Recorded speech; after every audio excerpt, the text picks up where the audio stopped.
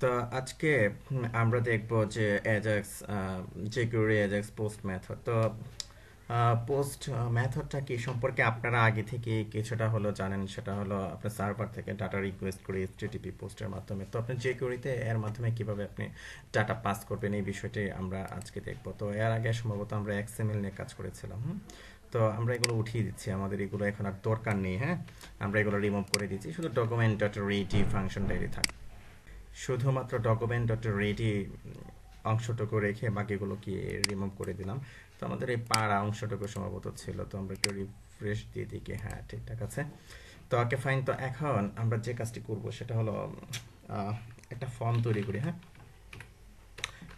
Form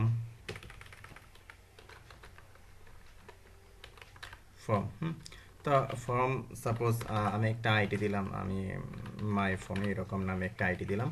তো এর মধ্যে একটা টেবিল নেই, টেবিল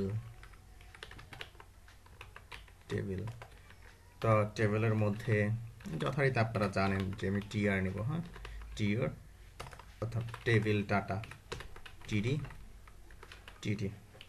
সাপোজ এখানে আমরা লিখলাম যে নেম নেম, তারপরে এখানে দিলাম ইম্পোর্ট টাইপ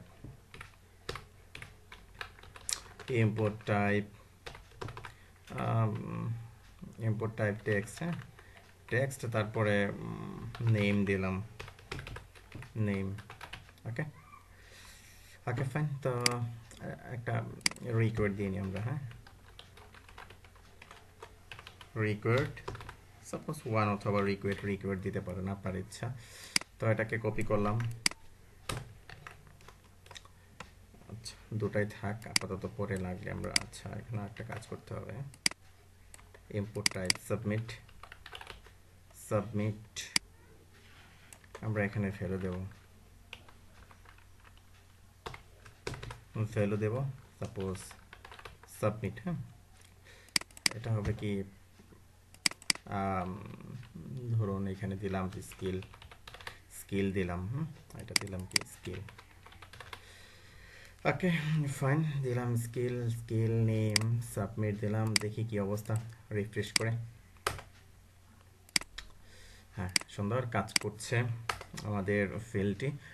তো এখন আমরা যে কাজটি করব এখান থেকে, হ্যাঁ আপনি প্রথম এই যে সাবমিট দিলাম আমি, তাই না? তো মাই ফর্ম আমার ফর্মটি তো ডকুমেন্ট ডট রেডি করাই আছে।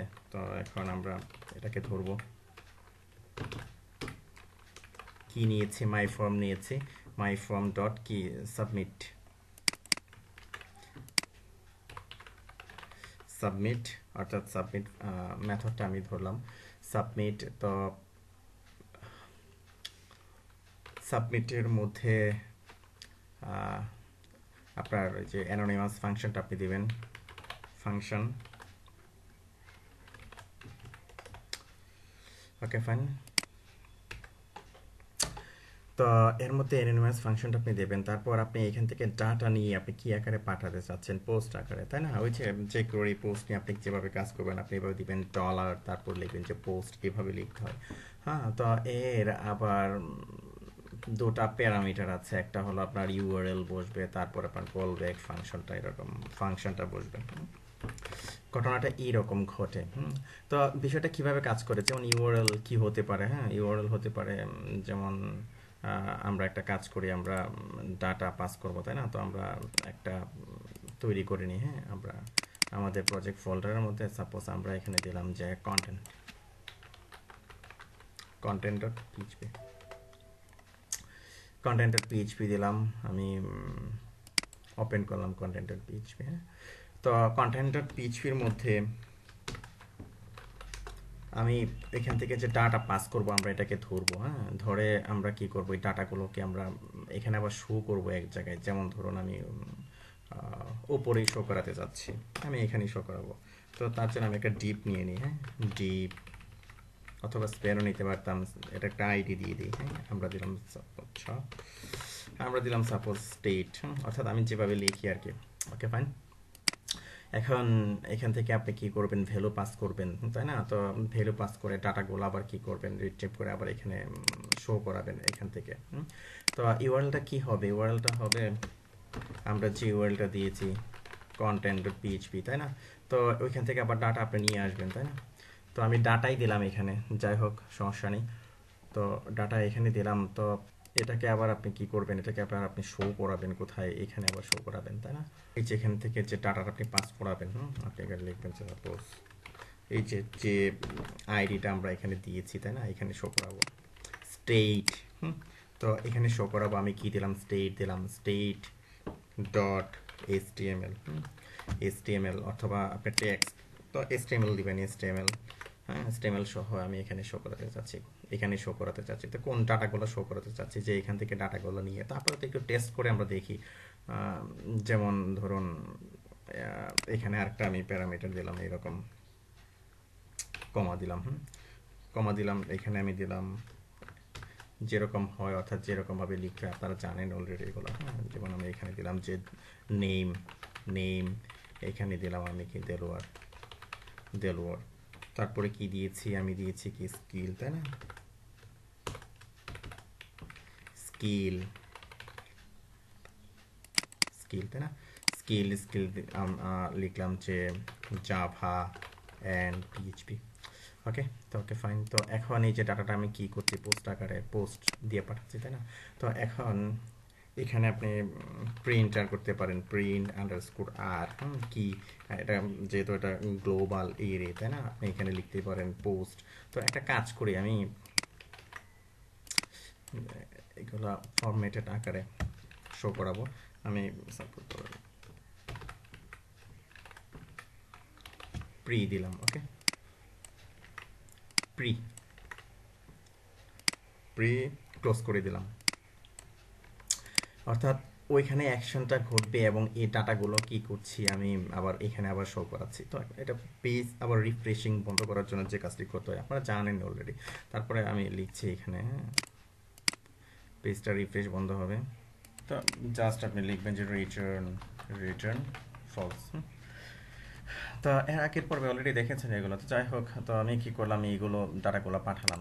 আমি এই দুটো এরকম আমি দিয়ে নিলাম প্যারামিটার আকারে। তো আমি যদি এখন রিফ্রেশ করি, এটাকে রিফ্রেশ করলাম। আচ্ছা, এখানে আমি কিছু দিতে হবে, তাই না? তো আমি চাচ্ছি না যে এখানে রিকোয়ার্ড থাক, আমি রিকোয়ার্ড উঠিয়ে দিলাম। ওকে, ওকে ফাইন, রিফ্রেশ দিলাম, সাবমিট করলাম। Parse error, syntax error, unexpected end of file content.php4, আমি একটু দেখে আসি। Sorry, okay fine. তো আবার রিফ্রেশ দিলাম, সাবমিট করলাম। এই যে ডাটাগুলো কি যাচ্ছে, কি আমরা প্রিন্টার এখানে করেছি, তাই না? এই যে প্রিন্টার করার কারণে কি ফরম্যাটেড আকারে কি ডাটাগুলো এখানে কি প্রিন্ট হচ্ছে। তো কি করেছি এখানে, জাস্ট ভ্যালু আকারে আমরা প্যারামিটার আকারে ডাটাগুলো দিয়ে দিয়েছি এখানে, হ্যাঁ, যার কারণে কি সেটা যাচ্ছে। তো যাওয়ার পরে আমরা এখান থেকে এটাকে ধরছি। তো এটা কি করছে, ডাটাগুলো রিট্রিভ করছে, রিট্রিভ করে কি করছে, সে আবার এই যে ডট এইচটিএমএল আকারে কি আমরা ওই যে স্টেটে, অর্থাৎ এই যে এখানে এইটিপি আমরা দিয়ে দিয়েছি, এখানে কি শো করছে।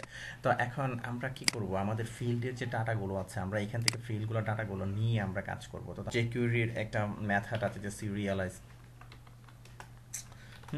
তো সিরিয়ালাইজ আকারে আমরা যেগুলো পাঠাবো, অর্থাৎ যে ডাটাগুলো আমরা এখান থেকে সাবমিট করবো, এগুলো সিরিয়ালাইজ আকারে সে নিয়ে নিবে।